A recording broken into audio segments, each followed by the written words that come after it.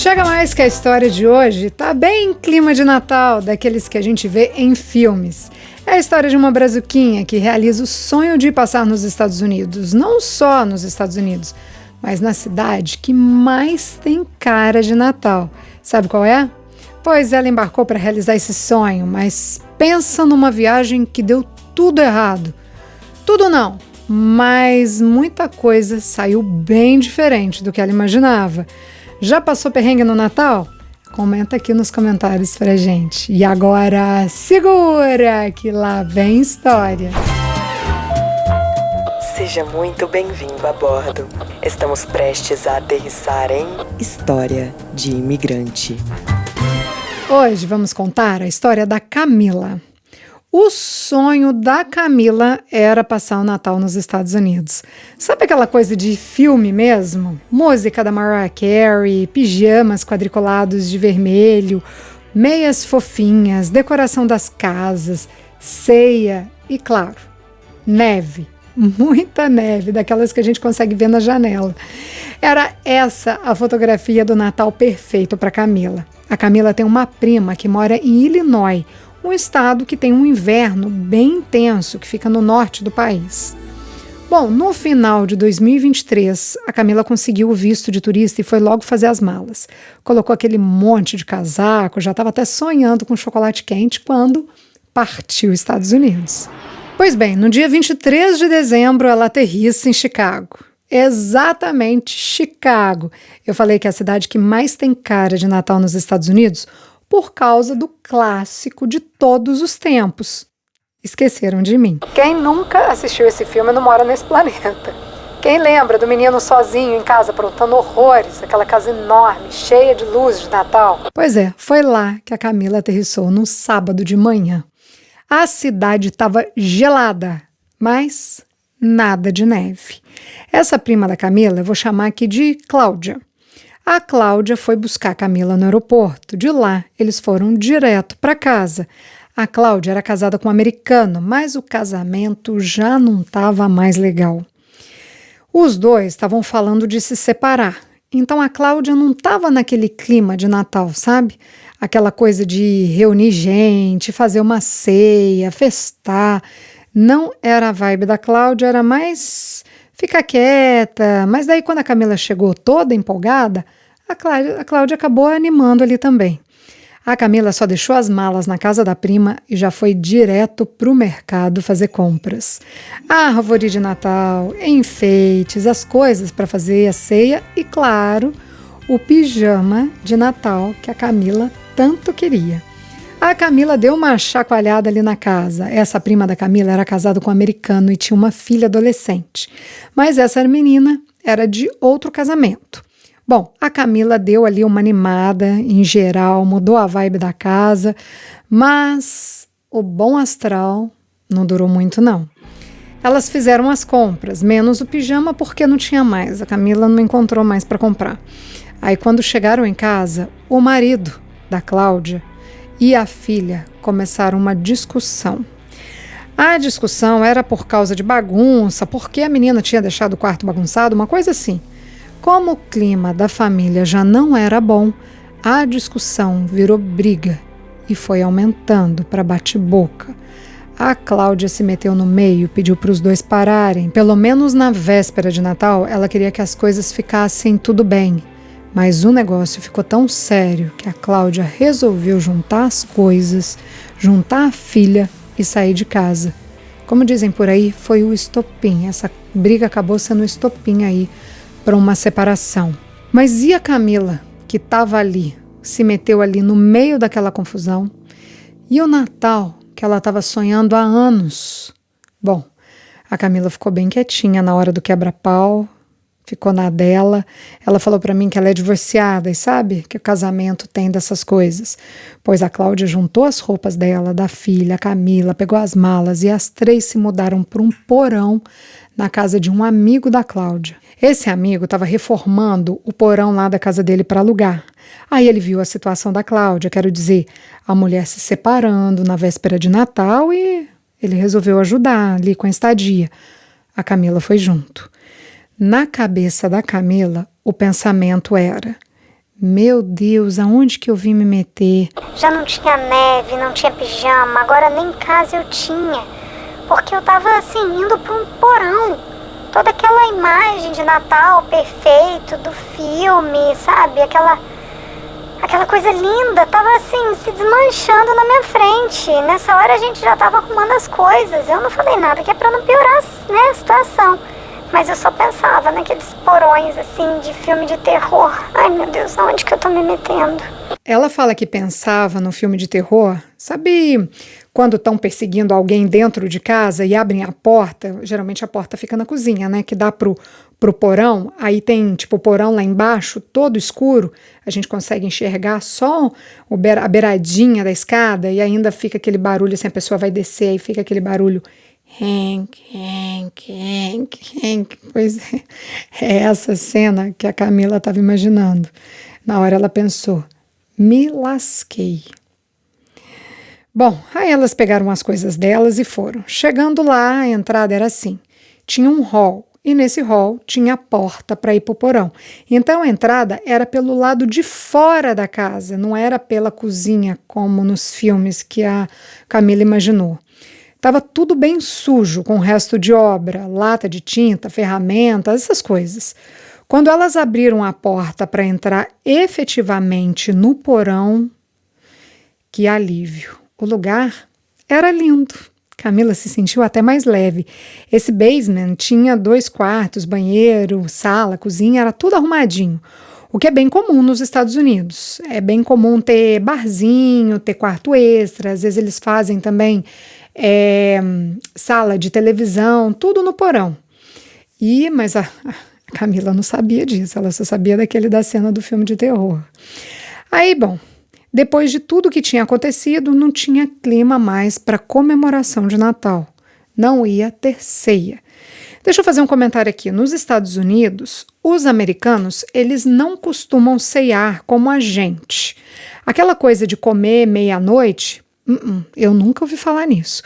Eles fazem um jantar que normalmente é 5, 6 horas da tarde, que é um horário que eles já costumam comer mesmo, que chama Christmas Eve. E no dia seguinte, no dia 25, eles fazem o almoço, que é o que eles chamam do Christmas Day. E uma curiosidade é que a comida deles de Natal não é o peru. Pode até ter alguma casa ou outra que coma peru, mas o peru é mais típico do Thanksgiving. No Natal, eles comem presunto. No Brasil, eu achava que todo mundo comia peru no Natal, mas aí quando eu fui morar no Rio de Janeiro, a casa da minha amiga onde eu passei o Natal, lá eles comiam bacalhau. E depois, quando eu mudei para o Tocantins, lá era muito comum churrasco. Não é peru, não é todo mundo que come peru. Agora me fala aqui nos comentários, na sua casa, me fala o que vocês comem de ceia. O que come de ceia e que estado que vocês estão também, para a gente identificar aí as comidas diferentes dependendo do estado do Brasil. E nos Estados Unidos também, ou no país, né, que vocês estão, me fala aí, o que é comum no lugar que vocês estão, o que é comum vocês comerem de ceia. Agora deixa eu voltar aqui para a história. Porque a Camila não teve nada de nada, nem a comida brasileira, nem a americana. O que ela teve foi uma pizza. Eles trocaram os presentes, pediram uma pizza e comeram, as 3, e só. No dia seguinte, a prima da Camila, a Cláudia, saiu cedo para trabalhar e falou para Camila, olha só, não tem nenhuma comida aqui, se tiver com fome, dá um pulo ali no Dunkin' Donuts, que tem na esquina ou na farmácia. Tinha uma farmácia que ficava em frente ao Dunkin' Donuts, que ficava mais ou menos uns 50 metros desse basement onde elas estavam. E as farmácias dos Estados Unidos, elas funcionam muito parecido com o mercadinho no Brasil. Lá a gente encontra de tudo um pouco. Beleza, Camila voltou a dormir e acordou com o telefone tocando. Era a prima. Olha na janela, tá nevando. Pensa. Camila pulou da cama na hora, não estava nem acreditando que pelo menos, depois daquela confusão ali do Natal, pelo menos a neve ela ia ver. A Cláudia botou uma pilha na Camila. Vai andar, vai dar uma volta, sentir a neve, tocar, brincar um pouco. É divertido, ela falou. A Camila topou a ideia, colocou uma roupa quentinha, pegou o celular dela, ela tinha um chip dos Estados Unidos, pegou ali uns $100, e saiu com essa ideia. Eu pensei assim, vou dar uma volta aqui na vizinhança e depois tomo um chocolate quente pra aquecer e volto pra casa. Simples assim. Ou não. A Camila saiu, a neve estava caindo, ainda no comecinho. Quem nunca viu, vale a pena. É linda demais. O chão não estava branquinho não, mas a Camila estava se divertindo, deixando a neve cair no rosto, sentindo aquele geladinho na pele. Ela tirou a luva para pegar nos floquinhos, estava encantada com tudo aquilo. Mas estava frio, muito frio. E a roupa que ela estava usando era do Brasil, quero dizer, não era uma roupa própria para o frio de Chicago. As ruas estavam totalmente vazias, só tinha ela mesma passeando por aquele lugar. Aí a Camila resolveu ir no Dunkin' Donuts antes de voltar para casa, para tomar aquele chocolate quente. Quando estava chegando na lanchonete, um homem começou a chamar a Camila. Esse homem devia ter uns 50 anos, estava vestido de preto com um gorro preto. Ele estava na porta da farmácia do outro lado da rua. O homem gritava, vem aqui, vem aqui. Come here, come here. A Camila achou que estava falando com... que ele estava falando com outra pessoa. Olhou para trás, mas não tinha ninguém atrás dela. Aí ela fez um gesto, tipo, perguntando, é comigo? Tá falando comigo? E ele, sim, vem aqui. A Camila achou aquilo muito estranho. Ela achou que esse homem podia querer sequestrar ela ali. Pegar ela no meio da rua vazia, jogar dentro de um furgão, ninguém nem ia ver, ia saber. Ela teve tanto medo que até desistiu do chocolate quente e foi embora. Voltou para casa correndo, sem olhar para trás, apavorada, com a sensação de que o homem estava atrás dela. Ai, não saí do Brasil para ser sequestrada nos Estados Unidos. Não mesmo. Aí começa o drama. Só que, quando chegou em casa, a Camila girou a maçaneta da porta para entrar e a maçaneta não girou. A porta estava trancada. Ela falava ali para ela mesma, como é que pode estar trancada? Eu não peguei a chave, eu não tranquei, eu juro que eu não tranquei. Tocou a campainha, nada. A filha da prima estava lá dentro dormindo, bateu na porta e nada. Resolveu ligar para a menina. Ligou uma, ligou 2, 3, 4, 5, 10 vezes e nada. O que acontece com o adolescente, hein? Eles não dormem, eles morrem, vira pedra durante a noite, sai do corpo, projeção astral, sei lá.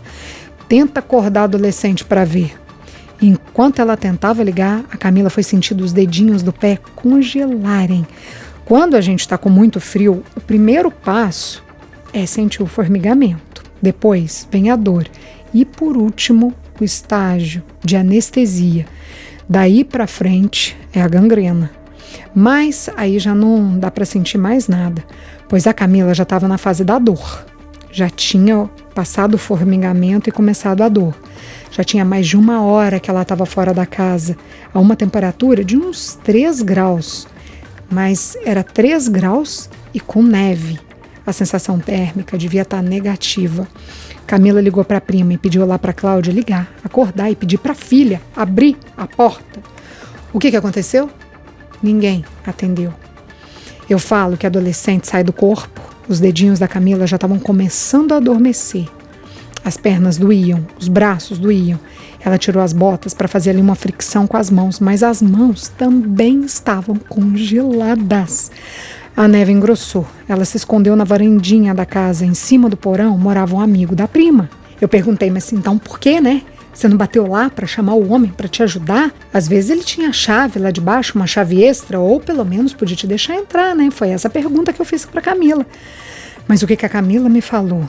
Esse cara trabalha no aeroporto de madrugada e dorme durante o dia. Daí nem a Camila e nem a Cláudia queriam incomodar o homem, a Camila falou. O cara já estava sendo super bacana com a gente, com esse lance do porão. Ele cedeu pra gente ficar uns dias, o lugar todo arrumadinho. Agora acordar o homem no meio do sono pra pedir pra ele abrir a porta, não dava pra abusar assim não. Nisso, o volume de neve foi aumentando e o chão foi ficando branquinho. É lindo, mas fica ainda mais gelado. A Camila foi tentar outra vez, ligar para a filha da prima. 11, 12, 13 vezes, 14, 15, 35 vezes, 35 tentativas de desespero para ligar para a filha da prima abrir a porta e a menina, nada. até que não dava mais para esperar ali. A Camila tinha 2 opções. Ou ficava ali na porta, ou ia para o Dunkin' Donuts. Ou ela morria congelada, ou corria o risco de ser sequestrada. Ela tinha que escolher. Ela resolveu encarar o medo que estava no homem, pois ela voltou pela rua a pé da vida, soltando fogo pelas vendas. Fogo não, neve. Mau humor daqueles. A neve que ela estava achando o máximo horas atrás, agora estava achando tudo horrível. Camila foi até o Dunkin' Donuts, um chocolate quente. Ia salvar. Pois o homem continuava lá do outro lado da rua, na porta da farmácia. Chamou a Camila mais uma vez. Vem cá, vem cá. Ela correu para dentro da lanchonete. Assim que entrou, sentiu aquele calorzinho. Ai, que delícia. Entrou na fila. Quando ia fazer o pedido, viu o cartaz atrás da atendente bem grande para ninguém ter dúvida. Não aceitamos notas acima de $20. Não insista. Vocês lembram que falei que ela saiu de casa com $100?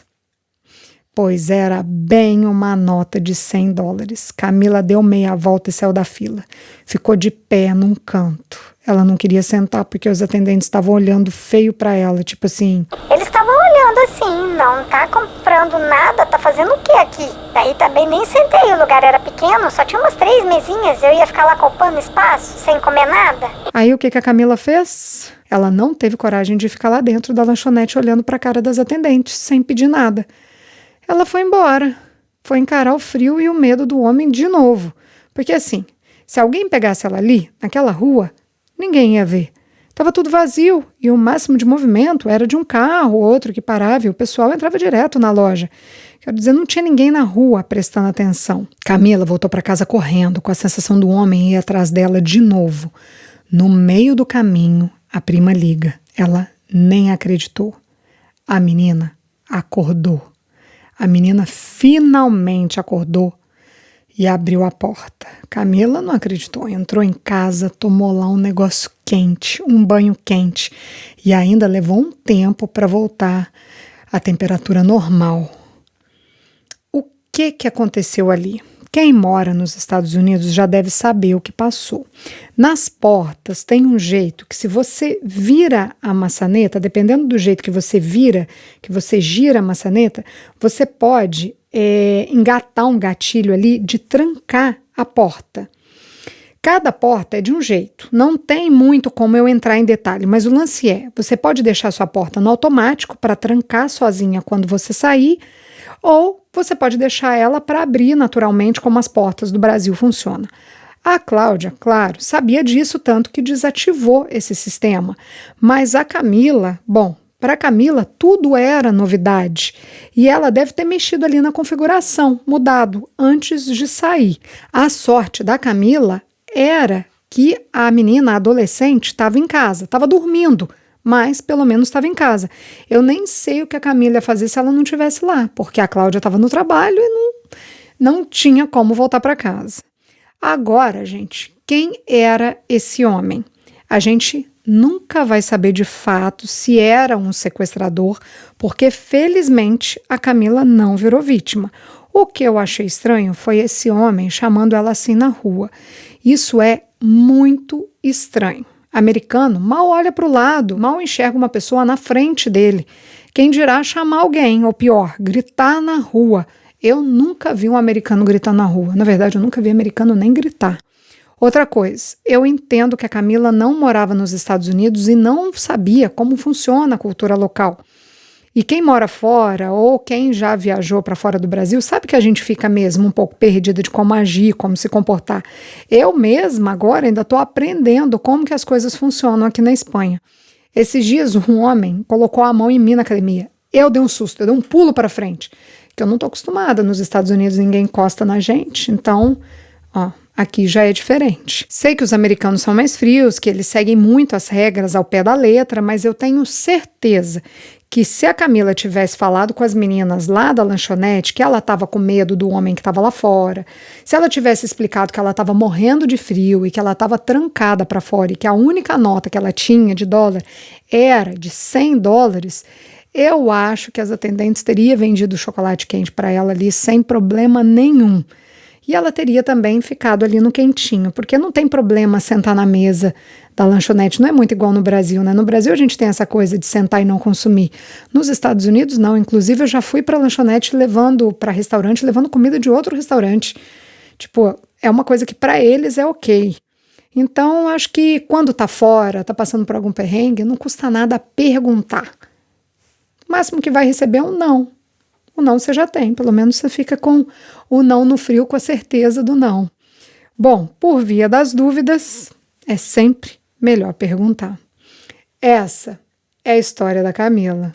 Na semana que vem a gente fala de novo sobre o Green Card, mas desta vez é a história de um cara que casou com uma mulher por causa do documento. Ela sabia bem que ele estava casando só para conseguir isso, mas tem um detalhe, ela não tinha o Green Card. Quando ele descobriu, eu conto na próxima quinta-feira.